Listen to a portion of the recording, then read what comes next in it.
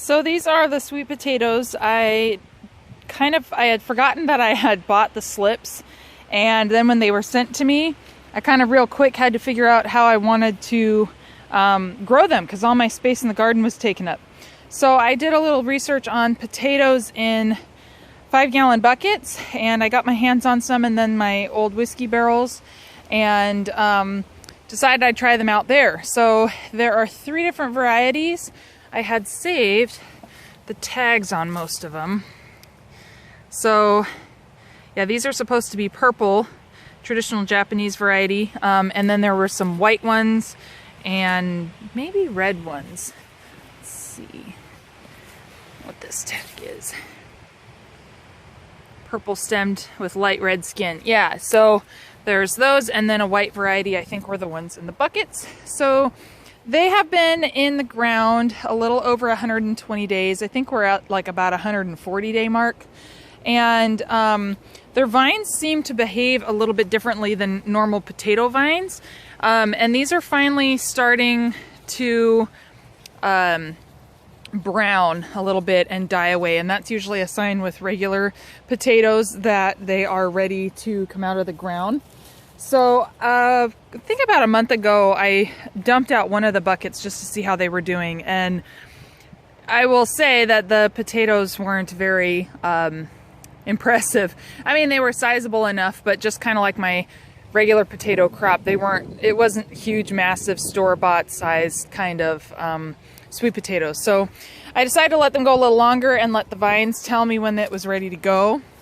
And they're starting to look a little bit sad, especially in here. These ones have been getting a little black, and I think it could be a result of some frost that we've been getting.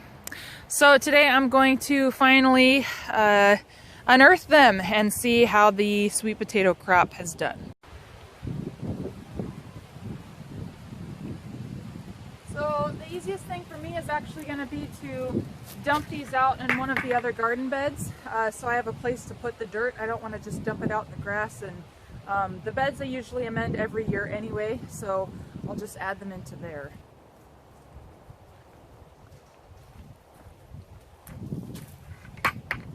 Now, I've read that the vines are actually edible. I don't think I'm going to go to the effort of trying to save them, partly because I've let them kind of start dying back and blackening and everything, and secondly, I don't even know if I'm going to like them, so I'm not sure that I'm going to go to that effort to save the vines.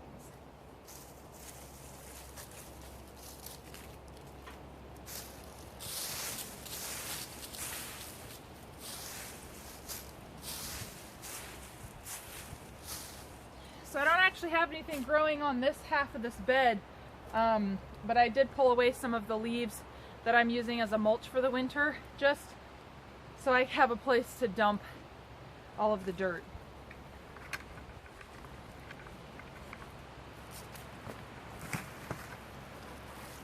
And we'll see what our bounty has out of one bucket.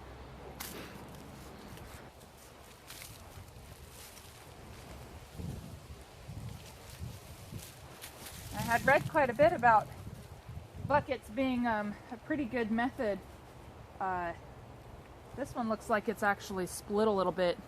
We'll see how well it cleans up, and then this one has a split too, so I might be eating these a little bit sooner than I was planning. But nothing goes to waste here, so the vines are going to go to the goats and the chickens. And I might save these just to have for reference on what we grew and what worked well. That's part of why I do these videos, because I don't really have anybody that watches them.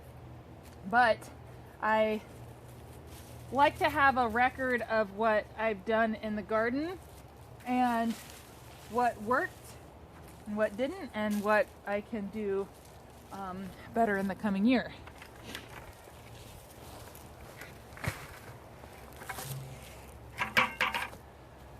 So I believe this was another white variety. So far it's not looking huge. So we've got some smaller guys going on here. Quite a few small ones coming off of one tuber there. but this isn't too bad. I mean, one of the things is the potatoes have been limited by the space that I gave them. They can only go so deep. And I actually had the buckets only half filled with dirt because I had read that as the vines grow and get, you know, it extends, that the potatoes will just keep growing off of it, just like regular potatoes. And so I left them half full for two reasons. One, oh, look at these worms. They can stay in here. One of the reasons why I left them half full was so that the potatoes would actually grow and expand and that I wouldn't get an overflow in the bucket. I'm not sure if that would have actually been a problem or not. But I was gonna add some more dirt and the year kind of just got away from me. So in the future, maybe I'll think about adding it, but honestly, I wasn't looking for a huge production of potatoes, more that I wanted bigger ones than just a whole bunch of things like these. But some of this size, they're not that bad. I mean, they're not as big as the store, but I'm not too disappointed in that. The other thing I'll note about the buckets, all I did was drill holes in the bottom so that it would drain well. And I never had a problem with the moisture content. In fact, I think going with these kind of darker blue buckets might have been a good thing, especially for sweet potatoes that really enjoy a warmer climate than the Northwest usually provides. So here we got some more, oh, look at that. Some more nice white ones. One that has a split, which is a little too bad. But yeah, it's not bad at all. What I liked about this potato bucket method was that they all were just contained to one spot. And look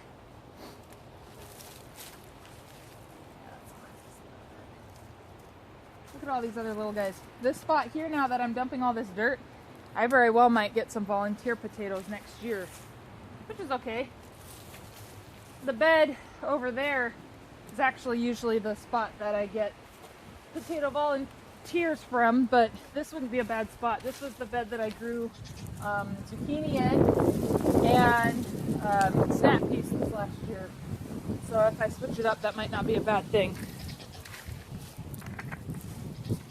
And the last of the buckets before I get to the whiskey barrels, which I'm not entirely sure how I'm going to go about doing that.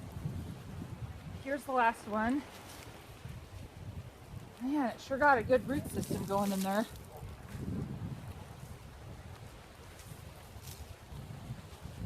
Oh, that's not bad.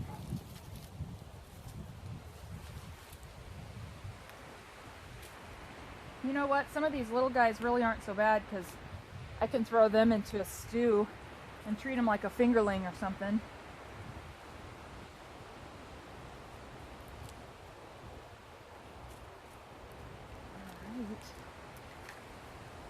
Yeah, there's a bunch of little teeny ones. So I don't think filling it up with more dirt would have really mattered too much, because then I would have just got even more of the smaller ones, and I would prefer for the plant to put more of its energy into growing a few larger potatoes versus production for a whole bunch of little ones.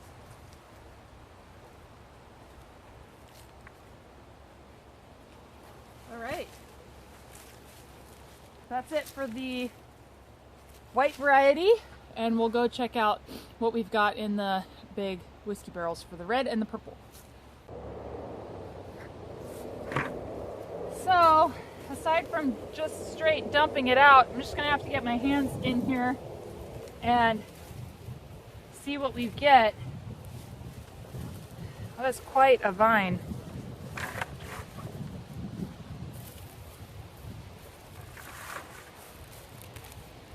The things that I found with the potatoes this last year was digging them out, because you don't want to damage them with the shovel.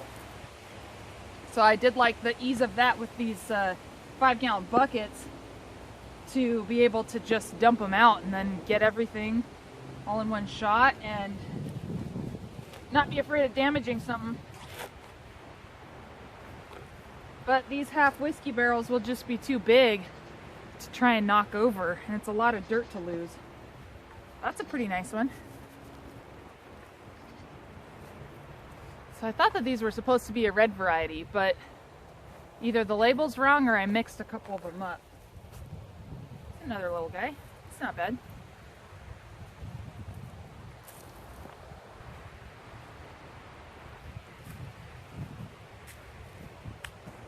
You know what? I'm not really finding anything. Ooh, there might be a little one. It's a rock. I'm not really finding a whole lot more in here. Aside from a little tiny one I think I broke.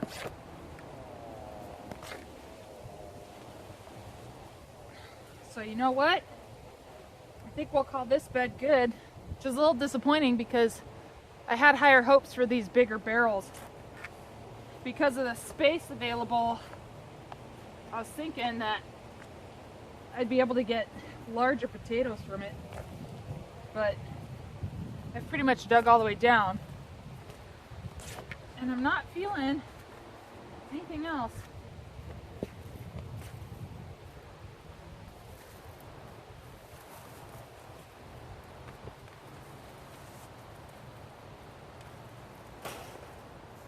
Definitely feels like there's a little bit more resistance.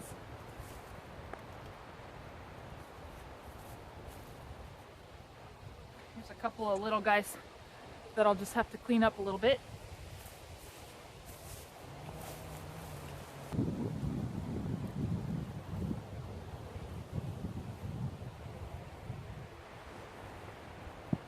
There's a couple from a different vine. Decent.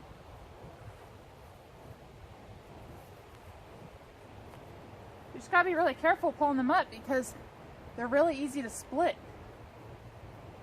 You know, you're trying to loosen up the ground, but pulling up, splitting the sweet potatoes in the process.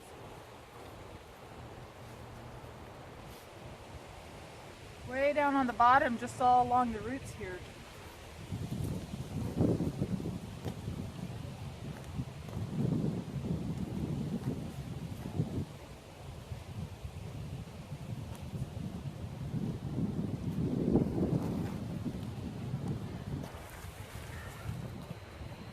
Not a very big yield from these larger size whiskey barrels, but I've got a couple of these gold ones, more than a handful of the purple variety that I'll have to get cleaned up.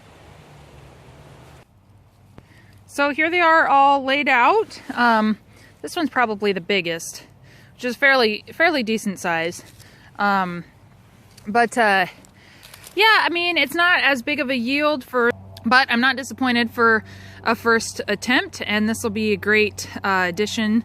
I actually probably won't clean them off from their dirt. I'm gonna let them stay out and dry for maybe a couple days to let them cure a little bit, and then they're gonna go into the bucket I've got in the house. I actually am using a sewing basket. It's a cloth basket, and I've just layered it with potatoes and straw.